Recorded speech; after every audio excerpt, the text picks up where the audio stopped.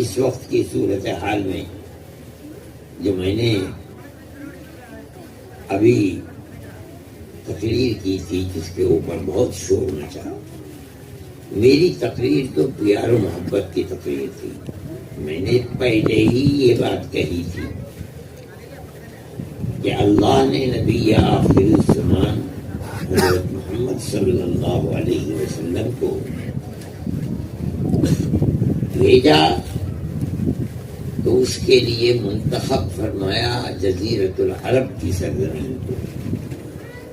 پھر اللہ نے اگر سب سے پہلے نبی کے لیے کسی زمین کو منتخب کیا تو وہ ہندوستان کی سرزمین. میں نے تو اس کو محبت کے لیے کہا تھا، لیکن جو فرقہ پرست ذہنیت ہے اس کے حلق کے اندر یہ بات نہیں ہے. کوئی بھی پروگرام جو پیار و محبت کے لیے ہوتا ہے اس پروگرام کو وہ پیار و محبت کی نظر سے نہیں دیکھتے. حالانکہ میری بات بہت واضح ہے. میں نے یہ کہا کہ جو توحید کا پیغام ہندوستان سے اٹھا تھا ہر نبی نے بغیر ایک حرف کی تبدیلی کے اسی توحید کے پیغام کو دنیا کے سامنے رکھا.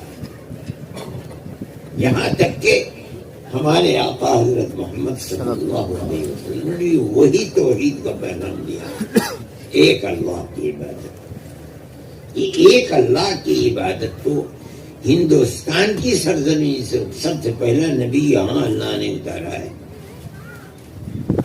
یہ اتنی واضح بات ہے، اتنی کھلی ہوئی بات ہے کہ اس میں کسی کو کوئی تردد نہیں. مگر اللہ نے عقل کے اوپر اس طرح پردہ ڈال دیا ہے کہ وہ اس کو یہ سمجھتے کہ ہم نے ان کی توہین کی. ابھی میرے پاس فون آیا محترم صاحب کا کہ ان کو کسی نے اطلاع دی ہے کہ وہاں جناب مظفر نگر میں کوئی مہنت رہتا ہے، وہ دیوبند آ کر کے دارالعلوم میں اور اس کے اوپر بحث کرنا چاہتا ہے. میں نے ان سے کہا کہ حضرت آپ ان سے فرمانے کی یہ دارالعلوم کا کوئی مسئلہ نہیں ہے. دارالعلوم نے کوئی تقریر نہیں کی ہے. دارالعلوم صرف درسگاہ ہے، ایک پڑھانے کی جگہ ہے. تقریر کی ہے جمعیت علماء کے پلیٹ فارم پر، جمعیت علماء کے صدر نے کیا. آپ اس سے بات کریں. دارالعلوم کے اندر وہ میرے پاس آئیں گے، میں انہیں بتوں گا. میں خود ان سے کہوں گا کہ آپ کو کس چیز پر اعتراض ہے. وہ بھی تیار ہے. مگر میں نے کہا کہ میں بھی ان سے اگر وہ میرے یہاں آئیں گے تو میں ان کا احترام کروں گا اور میں اپنی بات ان سے کہوں گا. میری بات تو پیار و محبت کی بات ہے. آپ اس کو دشمنی کے اوپر کدھر سے لے کر کے جانا چاہتے ہیں؟ میری کوئی بات دشمنی کی نہیں ہے. میں نے تو یہ بات بتلائی کہ نبی آخر الزمان نے جو پیغام دیا، اور درمیان میں نے قرآن کی آیات پڑھ کر کے کہ فلاں نبی نے یہی پیغام دیا، فلاں نبی نے یہ پیغام دیا، فلاں نبی نے یہ پیغام. لیکن اس پیغام کی اصل کہاں سے؟ یہی ہندوستان کی زمین اترتی ہے. سب سے پہلے یہ پیغام کہ اللہ ایک ہے، اس کا کوئی شریک نہیں. ہندوستان سے وہ کہتے تم نے یہ کہا ہے کہ اسلام سب سے پرانا. میں نے کہا میری پوری تقریر میں ایک مرتبہ بھی اسلام کا لفظ نہیں ہوگا انشاءاللہ. میں نے کیا میں نے بہت سوچ سمجھ کر کے میں نے صرف دین دین دین دین اول سے آخر تک دین ہی کا لفظ بولا ہے، جس کا مطلب ہے اعتقاد. اعتقاد کی بنیاد ہندوستان ہے، جہاں حضرت آدم اترے جن کو تم منو کہتے ہو. مان لو کہ منو آدم نہیں ہے، کوئی تو ہے جو ہندوستان میں اترا، اسی کو لے لو.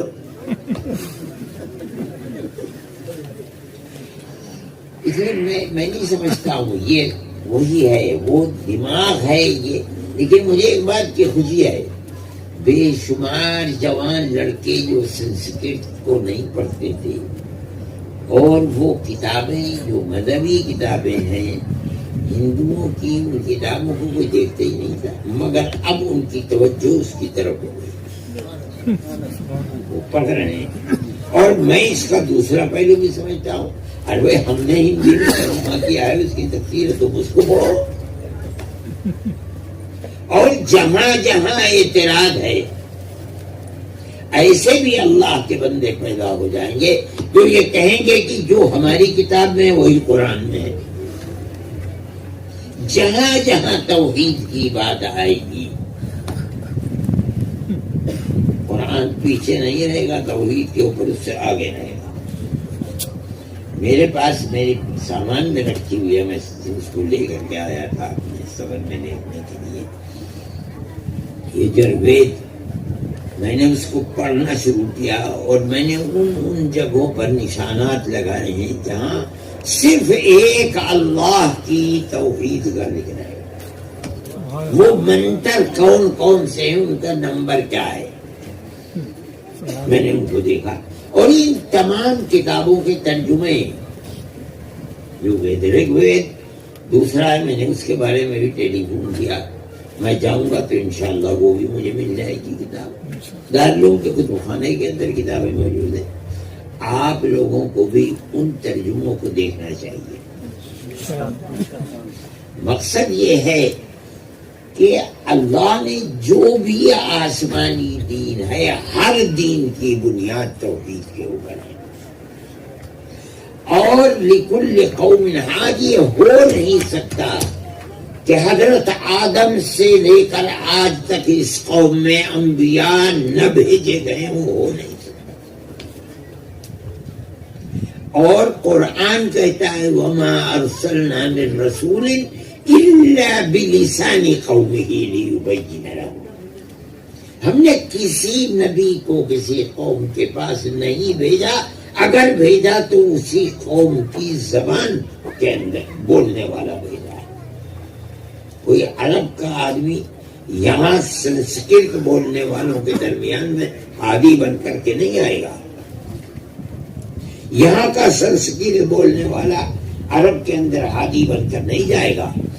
قوم کے پاس بھیجا ہے، ساری دنیا کے پاس نہیں بھیجا. یہ ساری دنیا کے پاس نبی بھیجنا یہ صرف نبی آخر الزمان ہے. وہ جو جن کو دوت منو کہا جاتا ہے، دوسرا منو، اس لیے کہ پہلے منو آئے ان سے نسل چلی، اس کے بعد شیش آئے. جب نسل ادھر ادھر ہونے لگی اللہ نے دوسرا نبی بھیج دیا. اس کے بعد وہ گئے راستہ بتا کر کے، اللہ نے پھر قوم ادھر ادھر ہوئی، تیسرا. ہر نبی نے وہی چراغ جلایا جو پہلے نبی نے جلایا تھا. اب اس کے بعد آئے ہیں دوسرے منو، یعنی حضرت نوح علیہ نبینا علیہ الصلوۃ والسلام.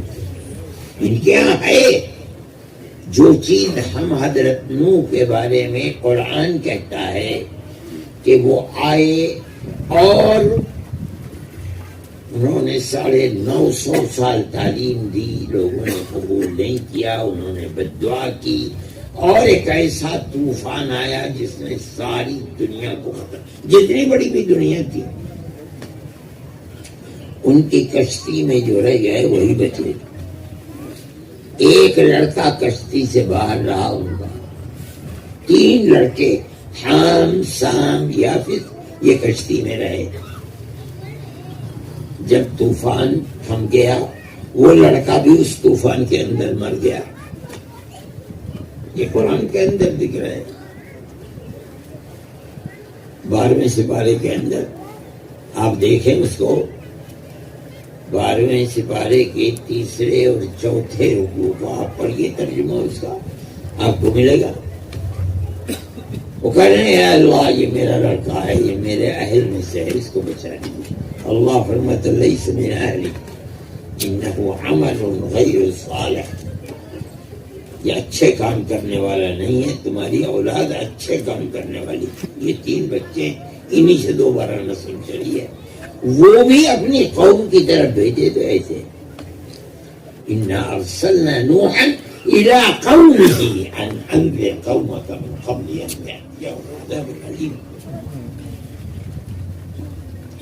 ہر نبی کو قوم کے پاس بھیجا ہے. حضرت آدم 200 اولاد تھی نہیں، جو اولاد ہوتی رہی اسے سبق یہی بتلاتے رہے. میں نہیں کہتا ہوں کہ اسلام سناتن دھرم سے پہلا مذہب، میں نے کبھی یہ نہیں کہا. وہ کہتے ہیں خدا جانے کہاں سے کہتے ہیں، وہ جانے ان کا کام جانے. میں نے تو اسلام کا نام ہی نہیں لیا. اسلام تو 3 چیزوں کا مجموعہ ہے. اسلام مذہب، ایک تو عقیدہ کہ اللہ ایک ہے، اس کا کوئی سازی اور شریک نہیں. دوسرے عبادات، نماز، روزہ، حج، زکوٰۃ. تیسرے معاشرت، معاملات، رہنا سہنا. آدمی اپنے ماں باپ کے ساتھ کیسے رہے، اپنی بیوی کے ساتھ کیسے رہے، بچوں کے ساتھ کیسے رہے، پڑوسیوں کے ساتھ کیسے رہے، دوسرے انسان کے ساتھ چاہے اس کا دھرم کچھ بھی ہو کیسے رہے. نہیں، آدمی نہیں، کتے کے ساتھ، بلی کے ساتھ کیسا معاملہ کرے. ان 3 چیزوں کا نام اسلام. میں نے کوئی بحث اسلام سے، صرف ایک چیز میں تو کہتا رہا، دین دین یعنی عقیدہ عقیدہ عقیدہ کہ اللہ ایک ہے، اس کا کوئی شریک نہیں. اور تم کہتے ہو کہ اللہ کو اوم کہا جاتا ہے. میں نے بار بار اوم کا نام لیا ہے. آپ کہیں اوم اللہ نہیں، میں کہوں گا ایشور اللہ ہے. چلو ایشور کو لے لو، کوئی بات نہیں ہے. وہ سوال یہ ہے کہ سب سے پہلا آدمی جو جنت سے اتارا گیا ہے وہ منو ہے یا کوئی ہے؟ وہ عبادت کس کی کرتا تھا؟ جمعیت علماء ہر چیز کے اندر، ٹھیک ہے رہنے دو. جمعیت علماء ہمیشہ آپس میں پیار و محبت کی بات کرتی ہے، کبھی تفریق کی بات نہیں کرتی. ہماری اس تقریر کو غلط رخ دینے کی لوگ کوشش کر رہے ہیں، مگر اللہ کا شکر ہے میں اس کو بہت عظیم چیز سمجھتا ہوں اور خدا کے یہاں قبولیت کی دلیل سمجھتا ہوں کہ مسلمان بچے جو بالکل کوئی توجہ نہیں تھی کہ مذاہب جو ہم اس ملک میں رہتے ہیں، اور اللہ نے یہ فرمایا ہے کہ سب سے پہلے آدم اس ملک میں اترے ہیں، ان کے اتارنے کے لیے اس ملک کو منتخب کیا گیا ہے. تو یہ دیکھیں کہ ہے کیا چیز مگر یہ. اور ہندو مخالفت کرتے ہیں اسلام کی، وہ دیکھیں اسلام تعلیم کس چیز کی ہے. خدا اس کے دروازے کو کھول دے تو میں زندہ رہوں کہ مر جاؤں، مگر میں سمجھتا ہوں کہ میں کامیاب رہا. جمعیت علماء کبھی بھی لڑائی جھگڑے کی بات نہیں کرتی. ہمیں کوئی برا کہتا ہے ہم اپنی گردن کو جھکا لیتے ہیں، ایک ہو برا کہوں، ہم کسی کو برا کہنے دیتے. میں کہہ رہا تھا کہ جمعیت علماء برابر پیار و محبت کا کام کرتی ہے. ہم نے آج سے 7-8 سال پہلے بنگال میں ایک سیلاب آیا تھا اور بہت تباہی آئی تھی. اس کے اندر ہندو مسلمان سب بہت بڑی تباہی اور کھیتی سب ختم ہو گئی تھی. ہم نے وہاں اپنے کیمپ لگائے. ہمارے ایک کیمپ میں ایسے بھی کیمپ تھے جس میں صبح کو 2700 آدمی اور شام کو 2700 آدمی کھانا کھاتے تھے. اور کوئی نہیں دیکھا جاتا تھا کہ کون ہندو کا. ایک مصیبت آئی ہے، اس مصیبت میں مدد کرنی چاہیے نا.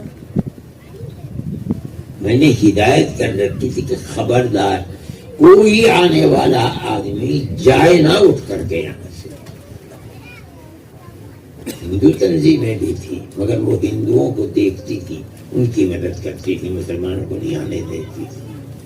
مگر ہمارا یہ تھا چاہے ہندو ہو چاہے مصیبت زدہ ہے وہ آئے اور کھائے، ہمیں کوئی اس کے اندر تکلف نہیں. میں یہ کہا کرتا ہوں اور اس زمانے میں میں اس کی ضرورت بہت زیادہ محسوس کرتا ہوں کہ آپ حضرات کو اپنا معاملہ جہاں بھی آپ رہتے ہیں، چاہے مدرسے والے ہوں چاہے رہنے والے ہوں، وہ ہر آدمی کے ساتھ جو آپ کا قریبی ہے، آپ کے قریب میں رہتا ہے، آپ کے گاؤں میں رہتا ہے، آپ ان سے اپنے روابط کو بڑھائیں، ان کی خوشی کے اندر جا کر شریک ہو، آپ اپنی خوشی میں انہیں شریک کریں۔ یہ اگر کل اس کی ضرورت 10% تھی تو آج اس کی ضرورت 50 نہیں 100% ضرورت ہے، اور یہ ہونا چاہیے۔ اگر آپ نہیں کریں گے تو آپ ٹھوکر کھائیں گے۔ یہ ایک ایسی چیز ہے جس کو ہونا چاہیے اور آپ کو کرنا چاہیے۔ جمعیت علماء اس کے لیے کوشش کر رہی ہے اور اپنا فرض سمجھتی ہے کہ کوشش کرے۔ دوسری بات جو میں نے کہی تھی اس پر غور کریں، ہر چیز کا اردو ترجمہ موجود ہے، ان کی ہر کتاب کا، جس کو مسلمانوں نے بھی کیا ہے اور خود ان کے پنڈتوں نے بھی کیا اپنے دین کو پھیلانے کے لیے۔ آپ ان کتابوں کو دیکھیے، پڑھیے، اور جہاں اس میں آپ کو چیز توحید کے مطابق ملتی ہے تو آپ اس چیز کو لیجیے اور دوسروں تک پہنچائیے۔ اور اگر آپ کر سکتے ہیں تو ایک طرف رکھیے اس حصے میں جو وہ کہہ رہے ہیں، اور اسی کے مطابق توحید کی جو آیت قرآن کی ہے اس کو دوسری طرف رکھیے۔ اس کے ترجمے کو کہ یہ منتر اتنے نمبر کا ہے اسے دیکھو، اور یہ آیت فلاں سپارے میں اتنے نمبر کی ہے اس کو دیکھو۔ آپ اس طرح سے کر کے لوگوں تک پہنچائیں اس کو۔ یہ جو نفرت ہے، اور مسلمان کے دل میں نفرت نہیں ہے جتنی نفرت اکثریت کے دل کے اندر ہے، ان کو یہ بتائیے آپ کہ تمہارے آبا و اجداد نے کس طرح زندگی گزاری ہے پیار و محبت کی، اور اس کا سبب یہ تھا جو ان کتابوں کے اندر لکھا ہوا۔ ان چیزوں کو دیکھیے، اسلام کے